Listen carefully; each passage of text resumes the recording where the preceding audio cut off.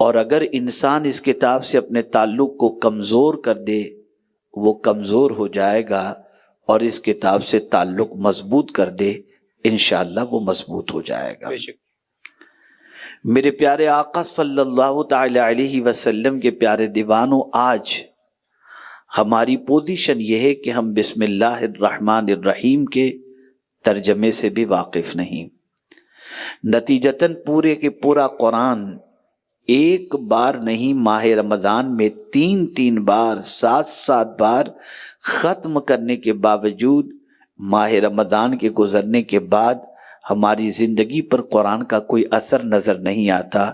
قرآن اللہ کی وہ عظیم ترین کتاب ہے کہ اس کے اثرات کس طریقے سے لوگوں کی زندگی پر مرتب ہوئے، اسے آج میں مختصر سے وقت میں سمجھانے کی کوشش کروں گا۔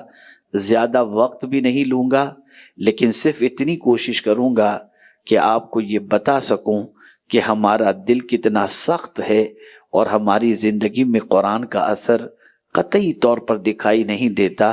پورا قرآن پڑھا جائے، قرآن کی مختلف آیتیں پڑھی جائیں، لیکن اس کے اثرات سے ہمارا دل بالکل خالی نظر آتا ہے۔ میرے پیارے آقا صلی اللہ تعالی علیہ وسلم کے پیارے دیوانوں، یہی کتاب ہے جس کو سننے کے بعد بہت سوں کو اسلام کی دولت نصیب ہوئی، اور یہی کتاب ہے جس کی آیتوں کو سننے کے بعد لوگ سجدے میں چلے گئے، اور یہی کتاب ہے جس کی آیتوں کو سننے کے بعد ڈاکوؤں کو توبہ کی توفیق نصیب ہوئی، اور یہی کتاب ہے جس کو سن کر جس کے اثرات کو اپنی زندگی میں محسوس کرنے کے بعد گناہوں سے توبہ کی توفیق نصیب ہوئی۔ آئیے میں آپ کو بتاؤں، میں نے جس آیہ کریمہ کی تلاوت کا شرف حاصل کیا ہے وہ سورہ جن کی ابتدائی آیات میں سے ہے۔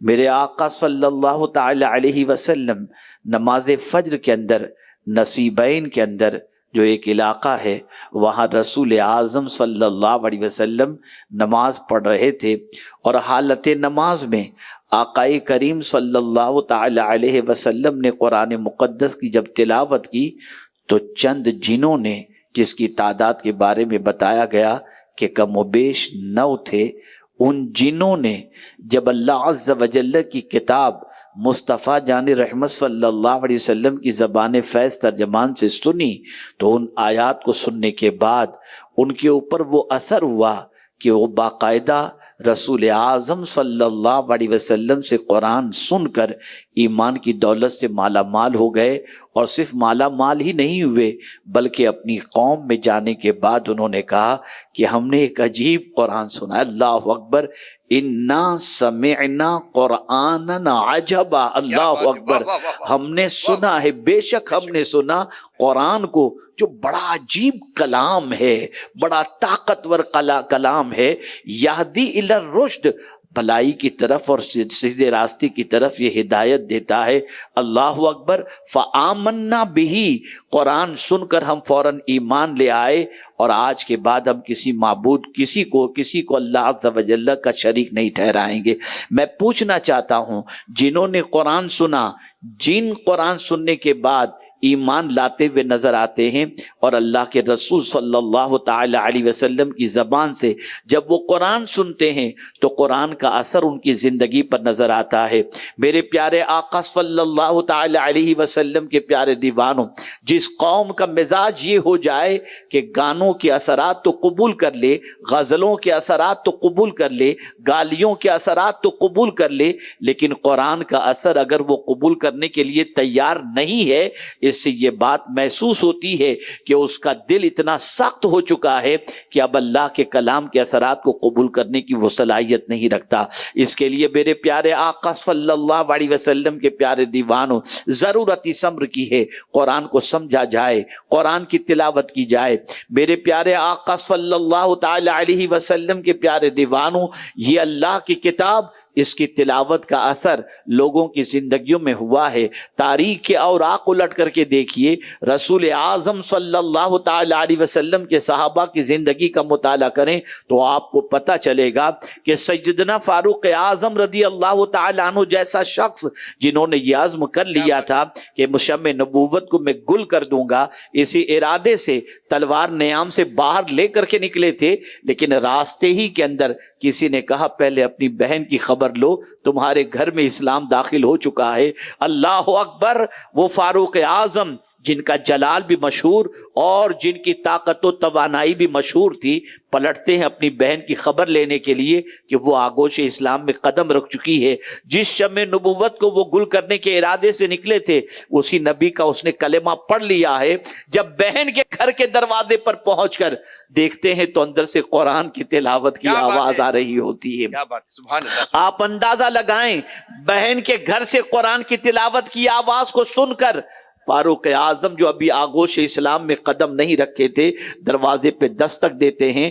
بہن نے اپنے شوہر کو چھپا دیا اور اس کے بعد دروازہ کھولا تو فاروق اعظم نے فوراً پوچھا، بہن یہ بتاؤ، تیرے گھر سے میں کچھ سن رہا تھا، کوئی آواز آ رہی تھی، بتا وہ کیا چیز تھی؟ بہن نے برجستہ جواب دیا، وہ اللہ کا کلام تھا، ناپاک شخص اس کو ہاتھ نہیں لگا سکتا، پہلے تمہیں غسل کرنا ہوگا۔ اللہ اکبر! فاروق اعظم نے اپنی بہن پر زیادتی شروع کی، تماچا رسید کیا اور کہا تم نے اس نبی کا کلمہ پڑھ لیا؟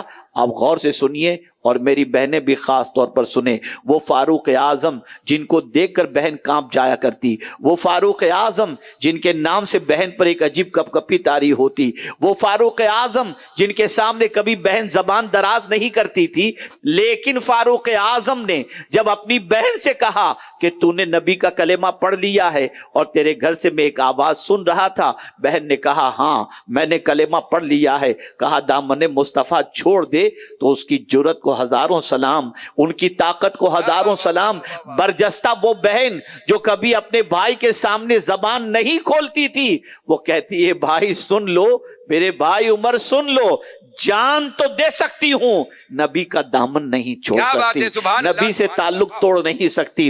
جب فاروق اعظم نے یہ سنا تو ان کو محسوس ہوا ایک صنف نازک کو رسول کی محبت نے اتنا طاقتور بنا دیا کہ جو بہن کبھی عمر کے سامنے زبان نہیں کھولتی تھی، آج جرأت و شجاعت کے ساتھ عمر سے اس طریقے سے بات کر رہی ہے۔ اچھا بہن چلو ٹھیک ہے، مجھے بتاؤ کیا چیز پڑھ رہے تھے؟ اس کے بعد بہنوئی کو نکالا گیا اور پھر بہنوئی سامنے آئے، ان کے سامنے قرآن مقدس کی آیتیں رکھی گئیں۔ جیسے ہی فاروق اعظم نے قرآن مقدس کی ان آیتوں کو دیکھا اور سنا تو دیکھنے اور سننے کے بعد ان کے دل میں اسلام کی شمع روشن ہونی شروع ہو گئی۔ میں پوچھنا چاہتا ہوں اے رسول اعظم صلی اللہ علیہ وسلم کے دیوانوں، اپنے دل پر ہاتھ رکھ کر کے ذرا بولو کہ کافر سنتا ہے قرآن تو اس کے دل پر بھی اثر کرتا ہے۔ ہمارا دل کتنا سخت ہو گیا کہ اللہ کی کتاب کا کوئی اثر ہم قبول کرنے کے لیے تیار نہیں۔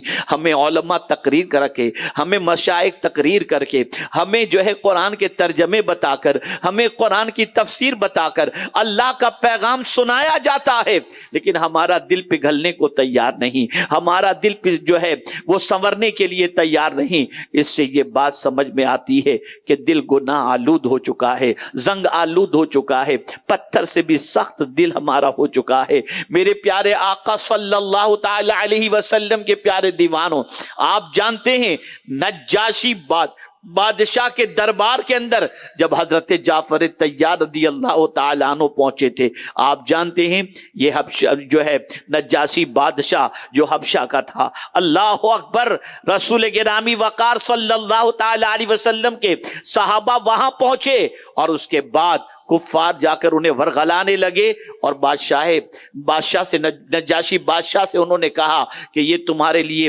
خطرہ ثابت ہو سکتے ہیں، یہ ہمارے یہاں سے بھاگے ہوئے ہیں، تم ان کو پناہ مت دو۔ اس وقت حضرت جعفر طیار رضی اللہ تعالیٰ عنہ سے جو اس وقت مسلمانوں کے وفد کے ذمہ دار تھے، اللہ اکبر، بادشاہ حبشہ نے کہا تھا، نجاشی نے کہا تھا، اے جعفر طیار ذرا بتاؤ کیا تمہارے پاس جو کتاب موجود ہے اس کتاب کے اندر کہیں حضرت مریم کا ذکر موجود ہے؟ اتنا سننا تھا۔ اللہ اکبر، حضرت جعفر طیار نے اسی موقع پر سورہ مریم کی تلاوت شروع کر دی اور بتایا ایک آیت نہیں بلکہ ایک پوری سورت حضرت مریم کے نام سے موجود ہے. جب سورہ مریم کی تلاوت حضرت جعفر طیار نے شروع کی، اس کے دل میں اسلام کی شمع روشن ہوئی اور بتایا گیا کہ اس کی آنکھوں سے آنسو جاری ہو گئے. وہ قرآن سن کر کے رونے لگا. عیسائی تھا، ابھی اسلام قبول نہیں کیا، لیکن قرآن سنا تو اس کی آنکھوں سے آنسو جاری ہو گئے. میرے پیارے آقا صلی اللہ علیہ وسلم کے پیارے دیوانوں، اسی طریقے سے بعد میں 70 لوگ سرکار صلی اللہ علیہ وسلم سے ملنے کے لیے آئے. جب وہ پہنچے تو مصطفیٰ جان رحمت قرآن کی تلاوت کر رہے تھے. سرکار سے تلاوت سننے کے بعد ان کی آنکھوں میں آنسو آ گئے.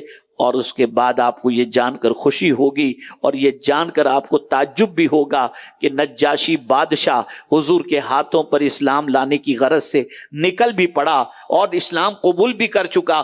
سرکار کی ملاقات کے لیے نکلا اور راستے ہی میں اس کا انتقال ہو گیا. جب حضور کو اطلاع ملی تو میرے آقا صلی اللہ علیہ وسلم نے غائبانہ نماز جنازہ پڑھا کر نجاشی کی عظمت کو دنیا والوں کے سامنے پیش فرما دیا. کیا بات ہے، سبحان اللہ. قرآن بہت عظیم کتاب ہے، اس کے اثرات کو قبول کرو. اور اثر کیسے ہوگا اس کو میں تھوڑا سا سمجھا دوں. اللہ کی کتاب کا اثر کیسے ہوگا؟ اس وقت ہوگا جب آپ کے دل میں اللہ کی عظمت موجود ہوگی، اللہ عز و جل کی کبریائی کا تصور آپ کے دل و دماغ میں ہوگا. آپ کو یہ محسوس ہوگا کہ میں کس کا کلام سننے جا رہا ہوں، جس کلام کی عظمتوں کا عالم یہ ہے کہ رب فرماتا ہے لو انزلنا هذا القرآن على جبل لرأيته خاشعا متصدعا من خشیت اللہ. اگر اس قرآن کو میں پہاڑ پر نازل کرتا تو پہاڑ خشیت ربانی کی وجہ سے ریزہ ریزہ ہو جاتا. یہ اتنی عظمت والی کتاب ہے. یہ کتاب اٹھانے کے لیے آئی، یہ کتاب بلندی پر لے جانے کے لیے آئی، یہ کتاب عروج کی طرف لے جانے کے لیے آئی. خود رسول اعظم صلی اللہ علیہ وسلم نے فرمایا یہ کتاب جس کو تھامنے کے بعد انسان عروج حاصل کرے گا یا ایک قوم عروج حاصل کرے گی، اس کو تھامنے کے بعد اور اس کو چھوڑنے کی وجہ سے ایک قوم زوال پذیر ہو جائے گی. آج اتنے بڑے مجمع کے اندر میں اگر پوچھوں کتنوں کو قرآن پڑھنے آتا ہے، نہیں بتا سکیں گے. کتنے تعجب کی بات ہے. اور پھر ایسے مست ہیں اپنی زندگی میں جیسے کوئی قرآن کی اہمیت ان کی زندگی میں ہے ہی نہیں. بس نہیں آتا کوئی بات نہیں، انگلش آنی چاہیے، کمپیوٹر چلانے آنا چاہیے، یہ سب چیزیں آنی چاہیے. قرآن آئے یا نہ آئے اس کی ہمیں کوئی فکر نہیں. صحیح بات ہے. کتنے تعجب کی بات ہے. اللہ کی کتاب سے ہمارا تعلق کتنا کمزور ہو گیا. آئیے صرف میں ایک یا دو واقعات آپ کی سماعتوں کے حوالے کر کے میں اپنی گفتگو کو سمیٹنے کی کوشش کروں گا. اور میں چاہوں گا کہ دیکھیے قرآن نے کس طریقے سے لوگوں کی زندگی میں انقلاب پیدا کیا. اب دیکھیے ایک نوجوان بڑا خوبصورت بغداد کی سرزمین پر، بڑا حسین و جمیل، بڑا عبادت گزار. وہ عبادت گزار نوجوان اپنا وقت مسجد میں گزارا کرتا اور عبادت و ریاض میں خود کفیل تھا. اللہ نے بہت نوازا تھا، اس لیے کوئی کام نہ کرتے ہوئے اپنی جوانی کو اللہ کی عبادت میں مسجد میں وہ خرچ کیا کرتا. اس کے تقوی اور طہارت کی بڑی شہرت تھی. دنیا اس کے حسن و جمال کو بھی جانتی تھی اور اس کے تقوی و طہارت کو بھی جانتی تھی. ایک مرتبہ اتفاق سے ایسا ہوا وہ اپنے گھر سے نکلا مسجد میں نماز کے لیے. جب مسجد کی طرف بڑھ رہا تھا ایک بڑی حسینہ اور جمیلہ خوبصورت خاتون، اس کی نظر اس نوجوان پر پڑی. پڑتے ہی اس کے دل کے اندر ایک عجیب کیفیت پیدا ہوئی. اس نوجوان کی محبت کا چراغ اس کے سینے میں جل گیا. اب وہ چین سے جی نہیں پا رہی تھی. نماز پڑھ کر کے نوجوان نکلا تو وہ راستے میں کھڑی ہو گئی اور کہا نوجوان میں تجھ سے کچھ بات کرنا چاہتی ہوں. نوجوان نے کہا یہ تہمت کی جگہ ہے، کوئی مجھے دیکھے گا تو پتہ نہیں میرے بارے میں کیا بدگمانی کرے، میں یہاں بات نہیں کر سکتا. نوجوان سے کہتی میری کچھ تو بات سن لے. نوجوان نے کہا نہیں میں کچھ نہیں سن سکتا. نوجوان چلا گیا. اور اس کے بعد پھر ایک بار نماز کے لیے جب نکلا، وہی خاتون کھڑی تھی اور کہتی ایک بار میری بات سن لے، میں اپنے دل سے مجبور ہوں، جب سے تجھے دیکھی ہوں تیری محبت کا چراغ میرے سینے میں روشن ہو گیا ہے اور میرا پورا وجود تیری محبت کے اندر تڑپ رہا ہے، خدا کے لیے میری بات تو سن لے۔ اللہ اکبر۔ اس نے ایک نہ سنی، وہ چلتا رہا اور بات اس کے بعد ختم ہو گئی۔ پھر نماز پڑھ کر کے جب واپس گھر کی طرف لوٹا، وہ خاتون پھر اس کا پیچھا کرتے ہوئے پہنچی، وہ جلدی سے گھر کے اندر گھس گیا۔ توجہ چاہوں گا میری بہنیں بھی سنیں اور آپ حضرات بھی سنیں۔ وہ اپنے گھر کے اندر داخل ہو گیا اور داخل ہونے کے بعد اس نے ایک پرچہ لکھا، کچھ باتیں اس میں لکھی۔ اب سنیے کیا باتیں اس نے لکھی۔ پہلی چیز اس نے لکھی کہ اللہ تعالیٰ پہلی بار، غور سے سنیے گا، پہلی بار اگر کوئی گناہ کرتا ہے تو اللہ تعالیٰ اس کو درگزر کر دیتا ہے، جب دوسری مرتبہ گناہ کرتا ہے تو اللہ پردہ پوشی فرماتا ہے، اور پھر بھی وہ گناہ سے باز نہیں آتا اور گناہ کو اوڑھنا بچھونا بنا لیتا ہے تو پھر اللہ اس سے ناراض ہو جاتا ہے۔ اور اللہ کی ناراضگی کا حال یہ ہے کہ اگر زمین آسمان پہاڑ بلکہ اللہ کی ساری مخلوق پر اللہ کی ناراضگی کو ڈال دیا جائے تو کسی میں طاقت نہیں ہے کہ اللہ کی ناراضگی کو برداشت کر سکے۔ اللہ، اے خاتون مجھے یہ بتا، یہ سب خط میں لکھا اس نے، اے خاتون ذرا مجھے یہ بتا، کیا اللہ کی ناراضگی کی برداشت کرنے کی طاقت ہم میں ہے؟ اب تو کہے گی کہ میں اپنے دل کے ہاتھوں سے مجبور ہوں، تو میں تجھے علاج بتا دیتا ہوں۔ تیری اس محبت کا علاج، عشق میں تڑپنے کا علاج اس طبیب کے پاس ہے جسے اللہ کہتے ہیں۔ میں تجھے اس کے ذریعے علاج بتا دوں۔ اور پھر اس میں اس نے لکھا کہ اللہ عز و جل قرآن مقدس میں ارشاد فرماتا ہے، یعلم خائنۃ الاعین وما تخفی الصدور، اللہ تعالیٰ آنکھوں کی خیانت اور دل کے بھید کو جانتا ہے۔ اور پھر یہ پرچہ اس نے اس خاتون کو دیکھا کہ باہر نکلا، خاتون موجود تھی، خاتون کی طرف دیا اور سیدھا نکل گیا۔ خاتون نے جب اسے پڑھا تو پڑھنے کے بعد اس کی عجیب کیفیت ہوئی، وہ سوچی شاید وہ بھی کچھ عشق وغیرہ کی داستان لکھ کر بھیجا ہوگا، لیکن جیسے ہی اس نے پڑھا، اس خاتون کے پڑھنے کے بعد اس کی جو ہے آنکھوں سے آنسو جاری ہو گئے، وہ رونے لگی، چیخنے لگی، اور اس کے بعد اس نوجوان سے کہنے لگی ذرا ایک بار تو سن لے، ایک بار تو سن لے۔ اس نے کہا اب کوئی سننے کی گنجائش نہیں، اور یہ کہتے ہوئے وہ نوجوان چلا گیا۔ آپ جانتے ہیں میرے پیارے آقا صلی اللہ تعالی علیہ وسلم کے پیارے دیوانوں، اس نوجوان نے اپنے قلم سے اللہ کی آیت کو جب لکھ کر کے اس کو بھیجا تو اس کے بعد اس عورت کی پوزیشن یہ ہوئی، وہ کچھ کہنا چاہتی تھی، نوجوان سننے کو تیار نہیں تھا، لیکن جب پلٹ کر نماز پڑھ کر کے جب وہ نوجوان نکلا تو وہ عورت کہتی ہے اب تیری راہ میں کبھی رکاوٹ نہیں بنوں گی، اس لیے کہ تو جس کا بندہ ہے میں بھی تو اسی کی بندی ہوں، میں قیامت میں اسے کیا منہ دکھاؤں گی۔ میں پوچھنا چاہتا ہوں اے رسول اعظم صلی اللہ تعالی علیہ وسلم کے دیوانوں، آج ہماری قوم کے نوجوان بچے اور بچیاں آوارگی کے دہلیز پر قدم رکھ چکے ہیں، اس لیے یہ آوارگی بڑھ رہی ہے کہ اللہ کی کتاب، اللہ کی عظمت کے بارے میں کچھ نہیں جانتے، نہ ہمارے گھروں میں تلاوت ہوتی ہے، نہ ہمارے گھروں میں ترجمہ پڑھا جاتا ہے، نہ ہمارے گھروں میں ترجمہ سنا جاتا ہے، نہ ہمارا تعلق اللہ کی کتاب سے ہے۔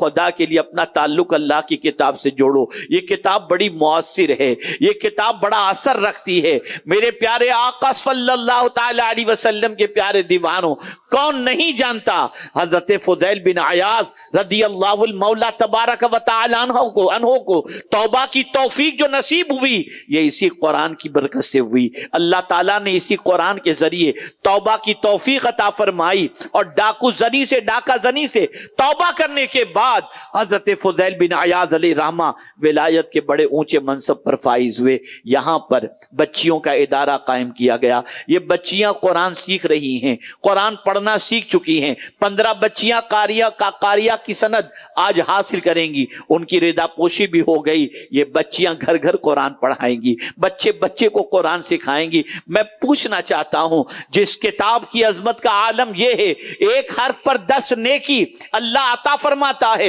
سمجھ کے پڑھو تو, نہ سمجھ کے پڑھو تو.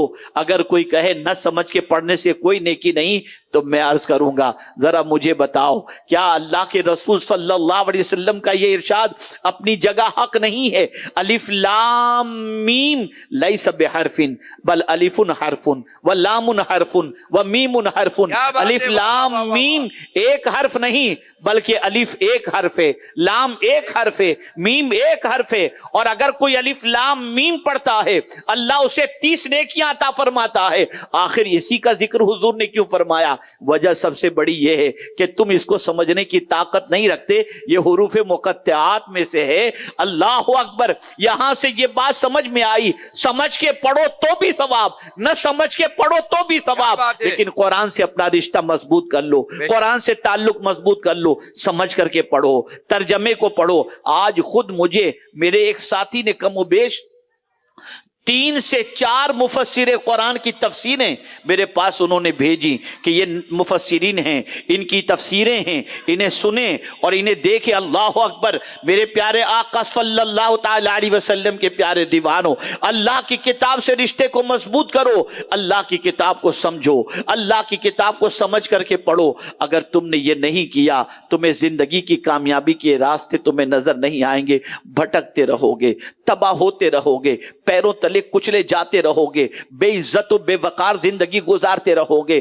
آپ کبھی کبھی یہ سوچتے ہوں گے یار یہ مدرسہ قائم کر کے کیا فائدہ, یہ جامع عائشہ صدیقہ قائم کر کے کیا فائدہ, یہ دارالعلوم اور مکاتب قائم کر کے کیا فائدہ.